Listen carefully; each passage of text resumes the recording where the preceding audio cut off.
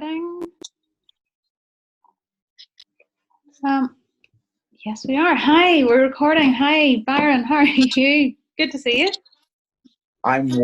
It's great to see you, Catriona. Thanks for jumping on this live call today with me. It's great to catch up as always. Yeah. And how's all today? It's all good. Yeah. Things are going well. Things are good. Sorry, the reception's not great right now. You're kind of cutting out. I think that may be our internet a little bit, but will we carry on and see how we get on? Yeah, definitely. And I mean, probably your internet may be cutting out for a reason, because I think most of the country are trying to work from home. If we're going a little bit wrong at the minute. Yeah, so I think actually, even during this, I think with the whole Corona craze, have you heard about the Corona craze? yeah. Pandemonium. Yeah, just a little bit. Heard it here and there. People are feeling pretty stressed out about it right now. A lot of pressure. Yeah. There is a lot of pressure there, and I suppose it's one of those big sort of fears of the unknown, and more than anything as well. It's a very new time for everybody, and I think actually in my lifetime I've never experienced anything like we're experiencing now, so it's new for everybody, and I'm starting to see some of the effects. Not only it's the start off effects, but I'm also seeing these like perceptions and fears that are sort of been drove up around this at this time. And namely, I'm starting to notice, even talking with my own clientele, that the social isolation is a huge fear, as a huge factor for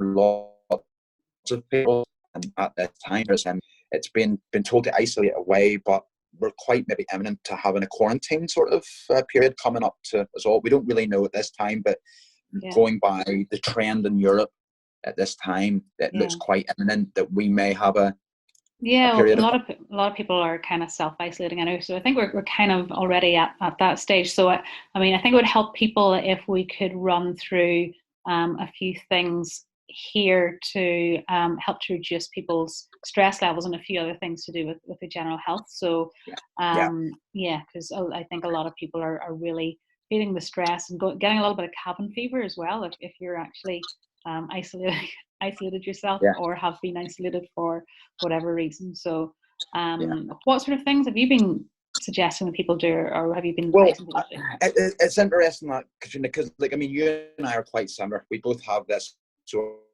of burning sort of passion within human beings, and I suppose at this time, with namely we brought up there the social isolation, I think one of the ways to maybe sort of combat that, now we've got an age of technology, and we want to use that to our advantage. So even like we're doing today, like the Zoom meeting here today, or FaceTime or Facebook Lives, you can have these interactions with each other. Taking it back to the good old-fashioned phone. Okay, it's good to talk. I'm sort of old enough to remember that advertising campaign. It's good to talk. And actually, there's a lot of truth in that.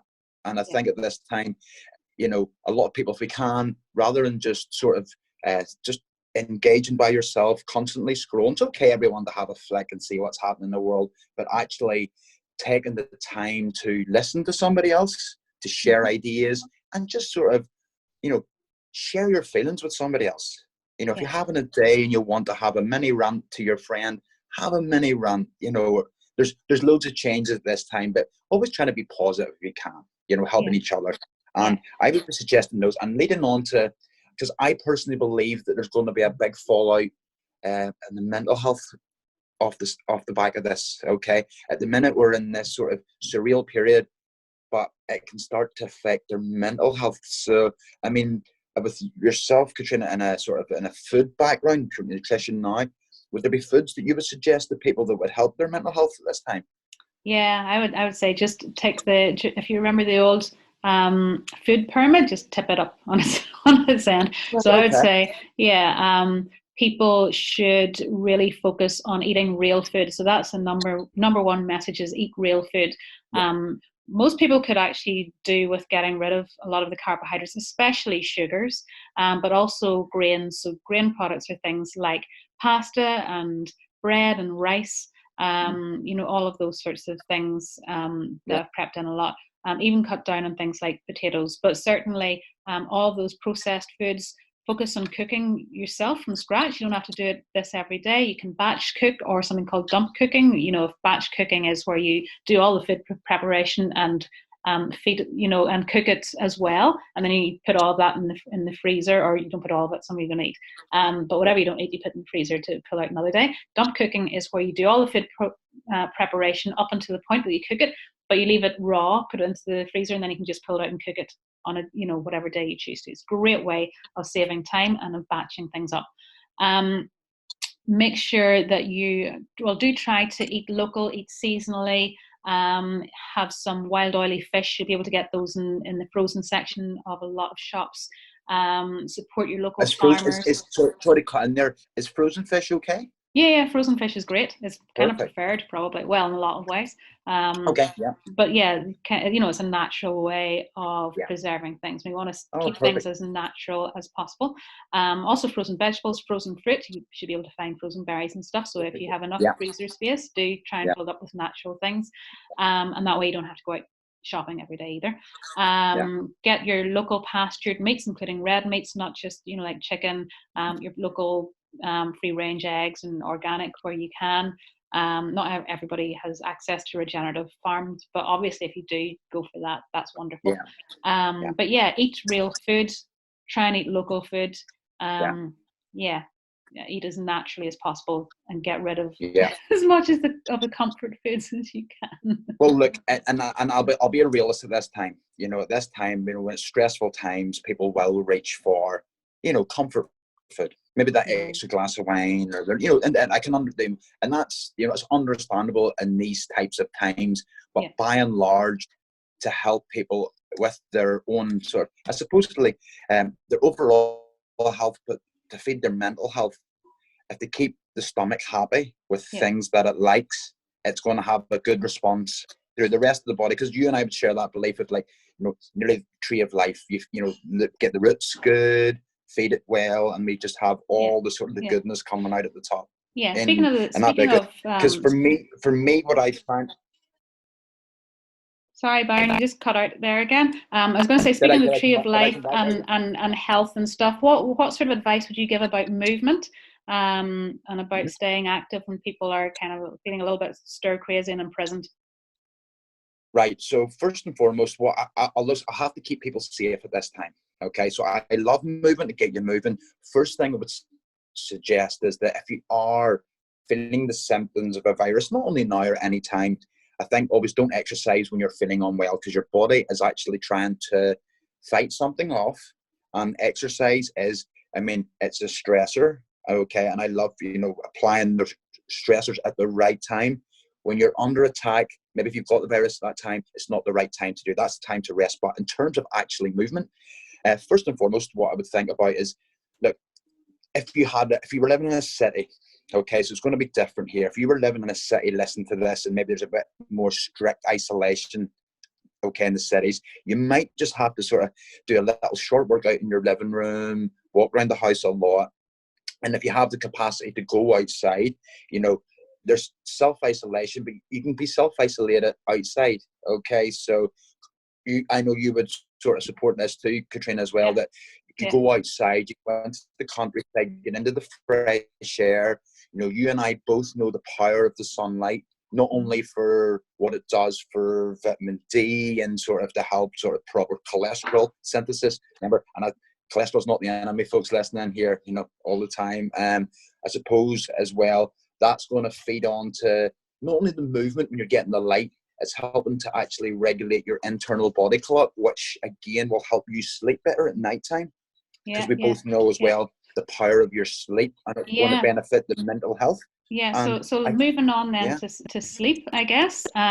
So we mentioned exercise. I guess another few things that we can talk about sleep would be limiting blue light exposure, and things like social media and the news and stuff for at least 90 minutes before bedtime. Yes. And trying to, Yeah. you know, like unwind, so that people sleep better. Any other tips that you've got for a good night's sleep? I'm just aware that we've been on here now for about 10 minutes or so we kind of need to keep things a little bit shorter. Yeah, no, speed up.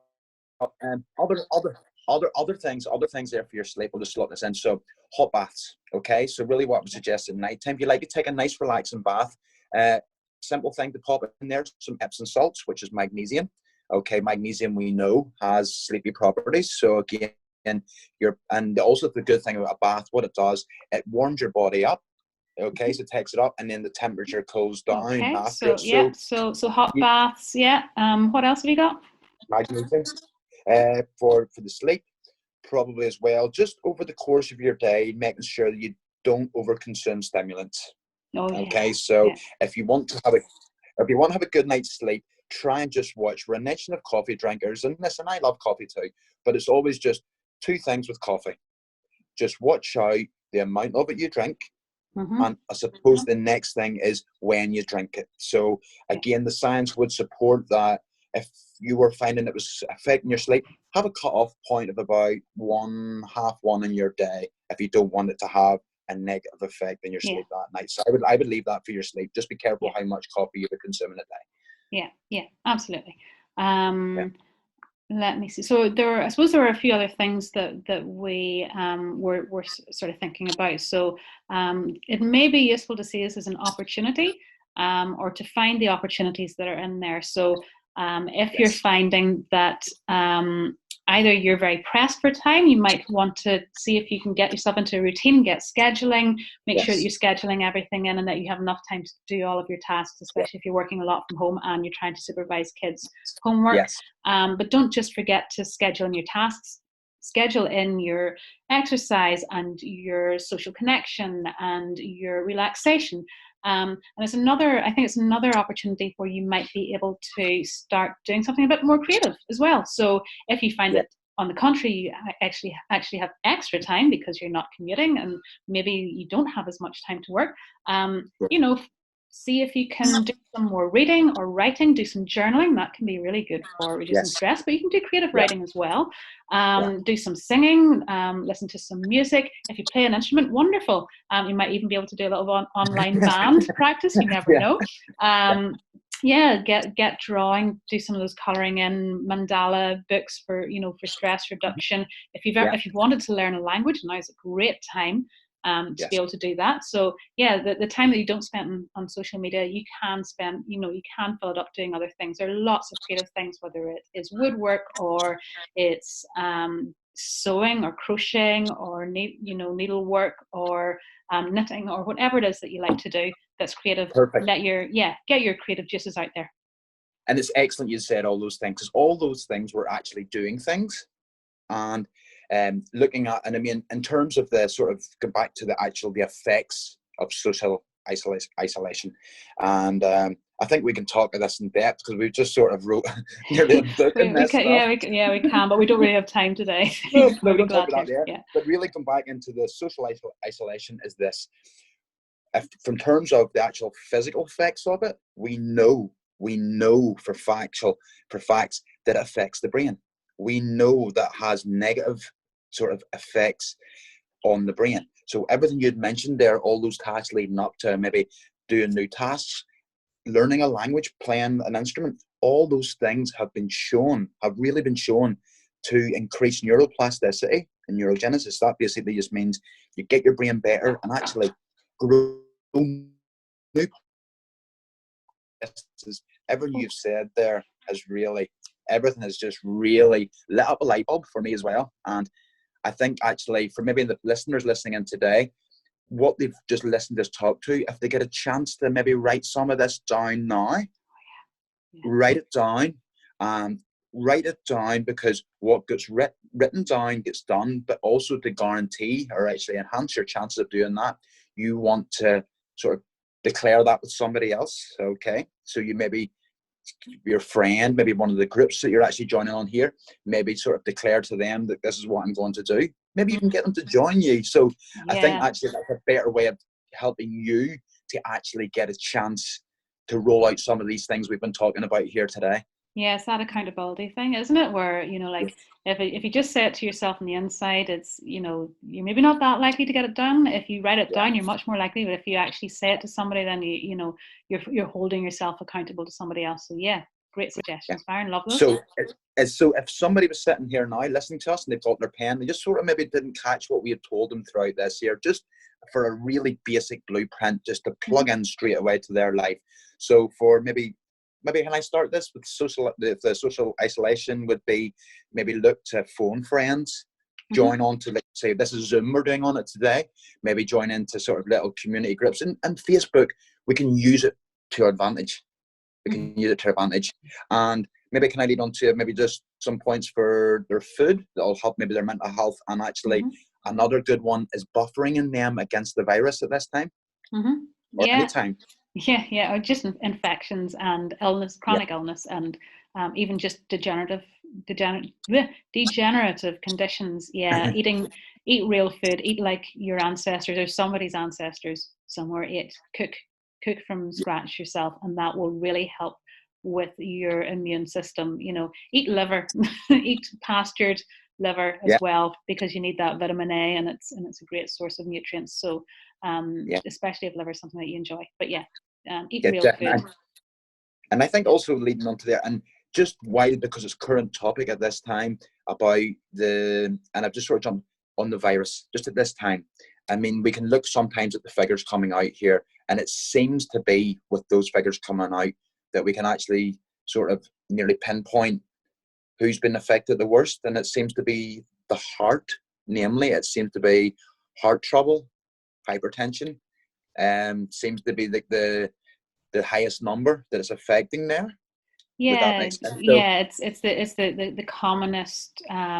the commonest causes of disease really at the moment. So it's things like high blood pressure, type 2 diabetes, a previous history of heart disease seem to be particularly prevalent among the people who are dying. Even in Italy, there have only been 3 deaths in Italy that are unrelated to having an underlying condition.